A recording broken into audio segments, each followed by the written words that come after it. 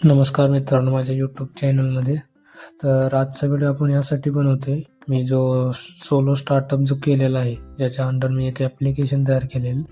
तर ती मी हे मॅक मिनीमध्ये आपण एक 2 इम्युलेटर रन करून बघू की त्याच्यामध्ये कोणताही लॅग वगैरे येते का. माझ्याकडे मॅक मिनी M4 आहे, तर मी चेक करून बघतो की 2 इम्युलेटरमध्ये आपण ॲप रन करू शकतो का. तर याच्यात थोडा जरा प्रॉब्लेम आलेला आहे, तर मी तो डेटा वाईप करून नंतर इम्युलेटर स्टार्ट करतो.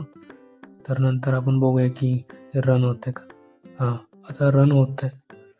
आता मी एक फर्स्ट इम्युलेटर स्टार्ट केलेला आहे. आता मी दुसरा एक इम्युलेटर चालू करतो.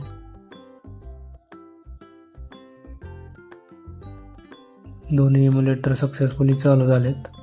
पहिलावाला आहे तो कोल्ड बूट केल्यामुळे जरा थोडा वेळ घेईल चालू व्हायला.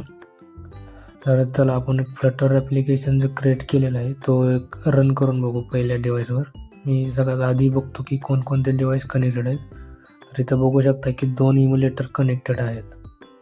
तर चला मग आपण पहिलावाला इम्युलेटर जो आहे तो रन करून बघूया. ॲप्लिकेशन रन होते की कोणता वगैरे लॅग वगैरे यामध्ये होतोय का आपण चेक करून घेऊया. आता फ्लटर रन -D म्हणजे डिव्हाइस ID. तर मी पहिलावाला जो डिव्हाइस आहे आपला, जो आपण चालू केला फर्स्टवाला, तर त्याची मी डिव्हाइस ID टाकली आणि रनवर क्लिक केलेलं. फर्स्टसाठी रनिंग ग्रेडर स्टार्ट झाले. तर आता दुसरं जो आहे आपला इम्युलेटर, त्याच्यावर आपण चेक करून बघूया एकदा की त्याच्यामध्ये पण रन होत आहे का. तर पहिलावाला तर जवळजवळ होत आहे आणि मी या मॅक मिनीमध्ये कोणताही मला अजूनपर्यंत लॅग तरी दिसत नाही ॲप्लिकेशन रन होताना.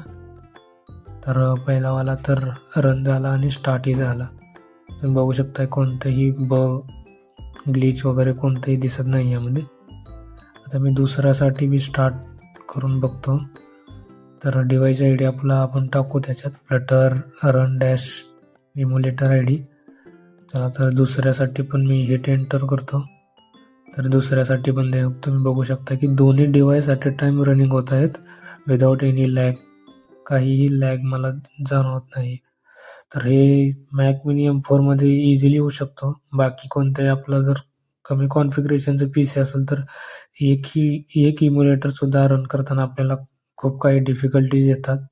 पण जेव्हा तुम्ही असं मॅक मिनी किंवा ॲपलचं प्रोडक्ट किंवा हाय कॉन्फिगरेशनचं विंडोज जरी PC घेतला, तरीसुद्धा आपण चांगल्या प्रकारे डेव्हलपमेंटला आपली मदत होऊ शकतो. तर तुम्ही बघू शकता की माझा जो स्टार्टअप ॲप आहे, तो मी सोलो स्टार्टअप केलेला आहे. तो जो ॲप्लिकेशन आहे प्ले स्टोअरला अवेलेबल आहे.